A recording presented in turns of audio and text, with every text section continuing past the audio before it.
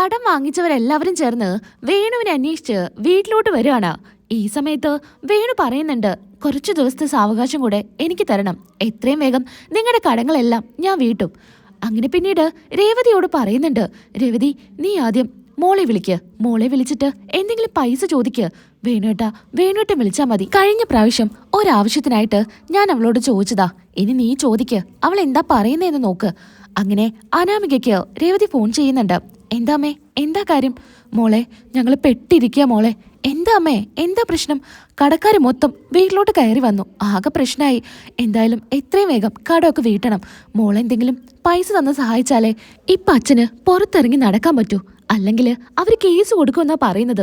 അയ്യോ, കേസ് കൊടുക്കുമെന്നോ? എന്റെ പൊന്നമ്മേ, SC ആയിട്ട് ഇപ്പൊ ആരാന്നറിയോ? നന്ദു ആണ്. നന്ദു എങ്ങാനും ഈ കേസിന്റെ പുറകെ കൂടിയാ നമ്മൾ മറച്ചു വെച്ചിരിക്കുന്ന എല്ലാ കാര്യങ്ങളും പുറത്തു കൊണ്ടുവരും. അനന്തപുരിക്കാർ കരുതിയിരിക്കുന്നത് നമ്മൾ ഏതോ കോടീശ്വരന്മാരാണെന്നാ. 10 പൈസയ്ക്ക് ഗതിയില്ലാത്തവരാണെന്ന് അറിഞ്ഞിട്ടുണ്ടെങ്കിൽ പിന്നെ എനിക്കിവിടെ എന്ത് വിലയാ കിട്ടുക? എന്താ അമ്മേ, ഇനി ഞാൻ എവിടുന്നാ നിങ്ങൾക്ക് എടുത്ത് പൈസ തരിക? മോളെ, എന്തായാലും എത്രയും വേഗം നീ കുറച്ച് പൈസ സംഘടിപ്പിച്ച് തന്നേ പറ്റൂ. അല്ലെങ്കിൽ ഈ വീട് വിട്ട് ഇറങ്ങേണ്ടി വരും. പിന്നെ ഞങ്ങൾ അനന്തപുരിയിൽ വന്ന് സ്ഥിരമായിട്ട് അങ്ങ് താമസിക്കും. അമ്മേ, എന്താ അമ്മ പറയുന്നത്? ഞാൻ എന്തായാലും നോക്കട്ടെ. എങ്ങനെയെങ്കിലും കുറച്ച് സ്വർണ്ണോ പണമോ കിട്ടുവാണെങ്കിൽ ഞാൻ പെട്ടെന്ന് തന്നെ അച്ഛനെ വിളിച്ച് കാര്യം പറയണ്ട്. ഇതും പറഞ്ഞുകൊണ്ട് അനാമിക ഫോൺ കട്ട് ചെയ്യാണ്. അനാമിക എന്ത് ചെയ്യണമെന്നും അറിയാതെ ആകെ ടെൻഷനിലായിരിക്കും. റൂമിലൊക്കെ അനി എന്തെങ്കിലും പൈസ വെച്ചിട്ടുണ്ടോ എന്ന് തിരയുന്നുണ്ട്. എന്നാ പൈസയൊന്നും കാണുന്നില്ല. പിന്നീടാണെങ്കിൽ അനാമിക ചിന്തിക്കുന്നുണ്ട്, എന്തായാലും വല്യമ്മ എനിക്ക് കുറച്ച് സ്വർണം തന്നിട്ടുണ്ടല്ലോ, ആ സ്വർണം മുഴുവനായിട്ടും അച്ഛന് കൊണ്ടു കൊടുക്കാം. ഇനിയിപ്പോ അതേ മാർഗമുള്ളൂ. അങ്ങനെ ഇരിക്കുകയായിരിക്കും അനിയുടെ ചെക്ക് ഇരിക്കുന്നത് കാണുന്നത്. അതെടുത്ത് നോക്കുന്ന സമയത്ത് അനി ഒരു പേജില് ഒപ്പിട്ട് വെച്ച് കാണും. ഇത് കാണുന്ന അനാമികയ്ക്ക് ഒരു ബുദ്ധി തോന്നാണ്. എന്തായാലും അനിയുടെ അക്കൗണ്ടില് അത്യാവശ്യം പൈസ കാണും. എന്തായാലും ഈ ചെക്ക് അച്ഛനെടുത്തു കൊടുക്കാം. ആരെങ്കിലും ചെക്കില് ഒപ്പിട്ട് വെക്കോ? അതുകൊണ്ട് തന്നെ ആരെങ്കിലും എടുത്തു കൊണ്ടുപോയി മാറ്റിയതാണെന്ന് കരുതിക്കോളും. അങ്ങനെ അനാമിക ഈ ഒരു ചെക്ക് അച്ഛന് കൊടുക്കാനായിട്ട് തീരുമാനിക്കുകയാണ്.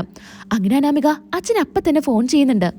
എന്നാ നവ്യ റൂമിൽ നിന്ന് ഇറങ്ങി വരുന്ന സമയത്ത് അനാമിക ഡോറും തുറന്ന് ഫോൺ ചെയ്ത് നിൽക്കുമായിരിക്കും. ഇവളിപ്പോ ആർക്കാ ഇങ്ങനെ വിളിക്കുന്നേ? എന്തായാലും ആർക്കാ വിളിക്കുന്നേന്ന് നോക്കായെന്നും പറഞ്ഞ് നവ്യ അത് കേൾക്കാനായിട്ട് ഡോറിനരികിൽ വന്ന് നിൽക്കാണ്. അനാമിക അങ്ങനെ അച്ഛനെ ആയിരിക്കും വിളിക്കുന്നുണ്ടായിരിക്കുക. അച്ഛാ, അച്ഛൻ പറഞ്ഞ പോലെ എനിക്ക് പൈസ റെഡി ആയിട്ടുണ്ട്. അനിയുടെ ചെക്ക് ഇവിടെ ഇരിക്കുന്നുണ്ട്. ചെക്കിലാണെങ്കിൽ അനി ഒപ്പിട്ട് വെച്ചിട്ടുണ്ട്. ഞാനൊരു കാര്യം ചെയ്യാം, അച്ഛൻ ഈ ചെക്ക് തരാം. അച്ഛൻ നേരിട്ട് പോയിട്ട് ചെക്ക് മാറ്റണ്ട. ആരെങ്കിലും വിട്ടിട്ട് ഈ ചെക്ക് മാറ്റണം. പിന്നെ ഒരുപാട് പൈസയൊന്നും എടുക്കണ്ട, ആവശ്യത്തിന് മാത്രം പൈസ എടുക്കുക എന്നൊക്കെ അനാമിക അച്ഛൻ്റെ അടുത്ത് പറയാണ്. ഇത് കേട്ട് നവ്യ ആകെ ഞെട്ടുന്നുണ്ട്. അച്ഛാ, ഞാൻ എന്തായാലും പുറത്തോട്ട് വരുന്നുണ്ട്. എന്നിട്ട് അച്ഛൻ ഈ ചെക്ക് തരാ എന്ന് അനാമിക പറയാണ്. എന്നാ ഇത് കേട്ട് നവ്യ പറയുന്നുണ്ട്, എടി കള്ളി, നീയപ്പോ അനിയുടെ ചെക്ക് മോഷ്ടിച്ച് നിന്റെ അച്ഛന് കൊണ്ട് കൊടുക്കാണ് അല്ലേ? ഇതെന്തായാലും എല്ലാവരും അറിയണം. ഇപ്പൊ നിന്നെ സപ്പോർട്ട് ചെയ്യാനേ ഇവിടെ നിന്റെ അമ്മായിയമ്മ മാത്രമേ ഉള്ളൂ. വല്യമ്മ പോലും നിനക്കെതിരാണല്ലോ. എന്തായാലും എല്ലാവർക്കും മുൻപിലിട്ട് നിന്നെ ഞാൻ പിച്ച് ചീന്തുവടി എന്നൊക്കെ പറഞ്ഞ് നമ്മുടെ നവ്യ താഴോട്ട് പോവാണ്. എന്നിട്ട് നവ്യ സോഫയിൽ പോയി ഇരിക്കുകയാണ്. അനാമികയാണെങ്കിൽ പോവാനായിട്ട് റെഡി ആവുകയാണ്. പെട്ടെന്ന് തന്നെ ചെക്കും എടുത്ത് അച്ഛന് കൊണ്ടു കൊടുക്കണമല്ലോ. അങ്ങനെ സാരിത്തുമ്പിലായിരിക്കും ഈ ചെക്ക് കെട്ടുന്നത്. എന്നിട്ട് സാരിത്തല മുറുക്ക പിടിക്കുന്നുണ്ട് അനാമിക. ഈ സമയത്ത് മുത്തശ്ശനും മുത്തശ്ശിയും അവിടെ വന്ന് ഇരിക്കുന്നുണ്ട്. മുത്തശ്ശി ചോദിക്കുന്നുണ്ട്, അല്ല മോളെ, നിനക്ക് ചെക്കപ്പിനുള്ള ഡേറ്റ് ഒക്കെ ആയോ? ഇല്ല മുത്തശ്ശി, ആയിട്ടില്ല.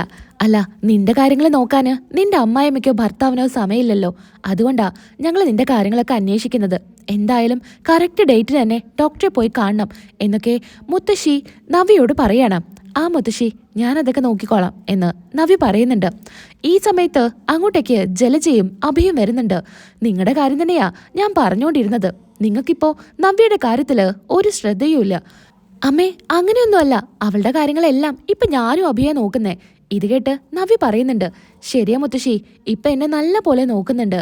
മുത്തശ്ശൻ എന്റെ പേരില് കോടികളുടെ സ്വത്ത് എഴുതി വെച്ചതല്ലേ, അത് കാരണം എന്നെ ഇപ്പൊ നല്ല കെയറിങ്ങാ എന്ന് നവ്യയും പറയാണ്. അങ്ങനെ അനാമിക പേടിച്ച് താഴോട്ട് വരുന്നുണ്ട്. പേടിയെന്ന് വെച്ചാ കള്ളം ചെയ്യുമ്പോ ആർക്കായാലും പേടിയുണ്ടാവില്ലേ? അതുപോലെ തന്നെ സാരിത്തല മുറുക്ക പിടിച്ച് അനാമിക താഴോട്ട് വരികയാണ്. നവ്യ മനസ്സിൽ പറയുന്നുണ്ട്, നീങ്ങ വാ, നിനക്കുള്ളത് ഞാൻ ഇപ്പൊ തരാം. എല്ലാവരും മുൻപില് നീ നാണം കെട്ട് തല കുനിച്ചു നിൽക്കൂടി എന്നൊക്കെ നവ്യ പറയാണ്. അങ്ങനെ അനാമിക വരുന്ന സമയത്ത് മുത്തശ്ശനോടോ മുത്തശ്ശിയോടോ ഒന്നും പറയാതെ നേരെ അങ്ങ് ഇറങ്ങാണ്. മുത്തശ്ശൻ വിളിക്കുന്നുണ്ട്, അനാമികെ നീ എങ്ങോട്ടാ പോന്നേ? ഞങ്ങളൊക്കെ ഇവിടെ ഇരിക്കുന്നത് നീ കാണുന്നില്ലേ? അയ്യോ മുത്തശ്ശൻ, ഞാൻ ശ്രദ്ധിച്ചില്ല. അവള് ശ്രദ്ധിക്കില്ല മുത്തശ്ശ, ഏതോ ലോകത്താ, എന്തോ വലിയ കാര്യം ചെയ്യാൻ വേണ്ടി പോവാ എന്ന് നവ്യ പറയാണ്.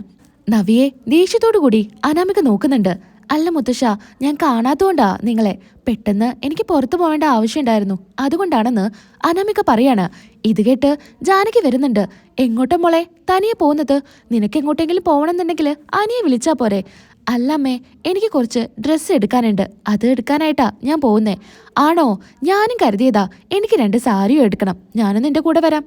അയ്യോ വേണ്ട വേണ്ട അമ്മേ, ഞാൻ തനിയെ പോക്കോളാം. അതെന്താ മോളെ, ഞാനും വരാ കൂടെ?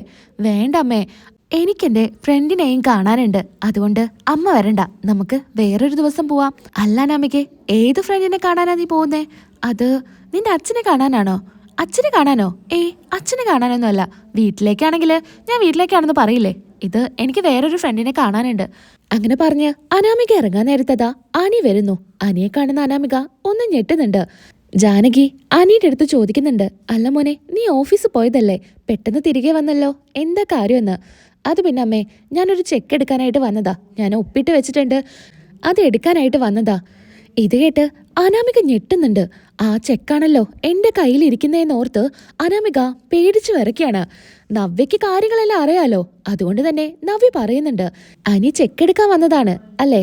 അതെ ഏട്ടത്തി, ഞാൻ പോയിട്ട് ചെക്ക് എടുത്ത് വരാം അമ്മയെന്നും പറഞ്ഞ് അനി മുകളിലോട്ട് പോവാൻ നേരത്ത് നവ്യ പറയുന്നുണ്ട്, അനി നീ വെറുതെ സ്റ്റെപ്പ് കയറി ബുദ്ധിമുട്ടണ്ട, നീ ഇവിടെ നിൽക്ക്, ചെക്ക് ഇവിടെ തന്നെയുണ്ട്. ചെക്ക് ഇവിടെയോ? ഏട്ടത്തി, അത് ഞാൻ റൂമിലാ വെച്ചിരിക്കുന്നത്, ഞാൻ പോയി എടുത്തിട്ട് വരാം. വേണ്ട അനി, നീ ഇവിടെ നിൽക്ക്, ചെക്ക് ഞാൻ ഇവിടുന്ന് തന്നെ നിനക്ക് തരാം.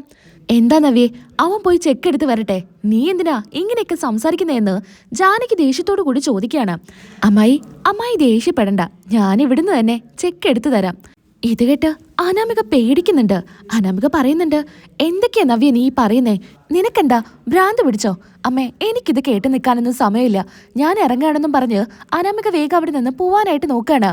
എന്നാ നവ്യ പറയുന്നുണ്ട്, നീ എങ്ങോട്ടാ പോന്നേ? ഇവിടെ തന്നെ നിൽക്ക്, ചെക്കേ നിന്റെ കയ്യിലാണുള്ളത്, എന്റെ കയ്യിലോ? വെറുതെ അതൊന്നും പറയരുതെന്ന് ഞാൻ പറഞ്ഞു, വെറുതെ ആവശ്യമില്ലാതെ എന്നെ ദേഷ്യം പിടിപ്പിക്കാൻ നിൽക്കണ്ടാട്ടോ എന്നൊക്കെ അനാമിക പറയാണ്.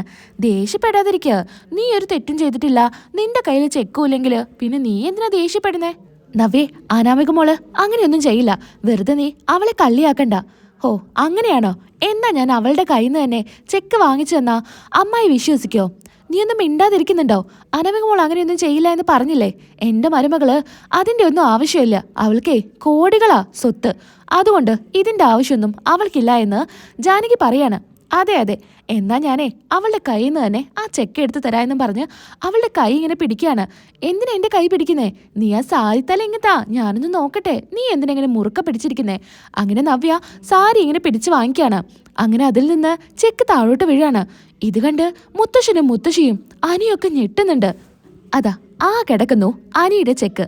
ഇനി സംശയം ഉണ്ടെങ്കിൽ അതൊന്ന് തുറന്നു നോക്ക്, അനിയുടെ ചെക്ക് അല്ലേ എന്ന്. അപ്പം മനസ്സിലാവുമല്ലോ എല്ലാവർക്കും. അനി അങ്ങനെ ആ ചെക്ക് എടുത്ത് നോക്കാണ്. എന്നിട്ട് പറയുന്നുണ്ട് മുത്തശ്ശന്റെ അടുത്ത്, മുത്തശ്ശ ഇത് എന്റെ ചെക്കാ, ഞാൻ ഒപ്പിട്ട് വെച്ചതാ, ഇതെങ്ങനെ അനാമികയുടെ കയ്യില്? അനാമിക നീ എങ്ങോട്ടാ ഇതെടുത്ത് പോയിരുന്നേ എന്നൊക്കെ നമ്മുടെ അനി ചോദിക്കാണ്. അനാമികയാണെങ്കിൽ ഒരക്ഷരം ഇണ്ടാൻ നിൽക്കുന്നുണ്ട്. ജാനകിക്കും നല്ല പോലെ ദേഷ്യം വരുന്നുണ്ട്. പറയേ, ഇപ്പെന്താ നിനക്കൊന്നും പറയാനില്ലേ എന്ന് നവ്യ അനാമികയുടെ അടുത്ത് ചോദിക്കുന്നുണ്ട്. അനാമികയാണെങ്കിൽ അത് പിന്നെ അത് എന്നൊക്കെ പറഞ്ഞ് നിൽക്കുമായിരിക്കും.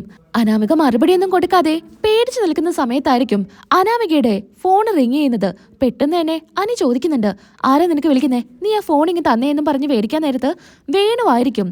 നിന്റെ അച്ഛനാണല്ലോ വിളിക്കുന്നേ, നിന്റെ അച്ഛന് കൊണ്ടു കൊടുക്കാനാണോ ഈ ചെക്കുമായിട്ട് പോയത്? അതൊന്നുമല്ല, എന്തിനാ നീ ഇങ്ങനെയൊക്കെ പറയുന്നേ? എന്നാ ഞാൻ നിന്റെ അച്ഛൻ്റെ ഫോണൊന്ന് എടുക്കട്ടെ എന്നും പറഞ്ഞ് സ്പീക്കറിലിടാണ് ഫോണ്. എന്നാ വേണു ചോദിക്കുന്നത്, മോളെ അനാമികെ ചെക്ക് എവിടെയാ? നീ ഇറങ്ങിയില്ലേ? ഞാനിതാ പുറത്തു തന്നെ നിൽക്കുന്നുണ്ട് എന്നൊക്കെ വേണു പറയുന്നത് അനിയും എല്ലാവരും കേൾക്കാണ്. അനാമികയുടെ എല്ലാ കള്ളത്തരങ്ങളും എല്ലാവരും അറിയാണ്.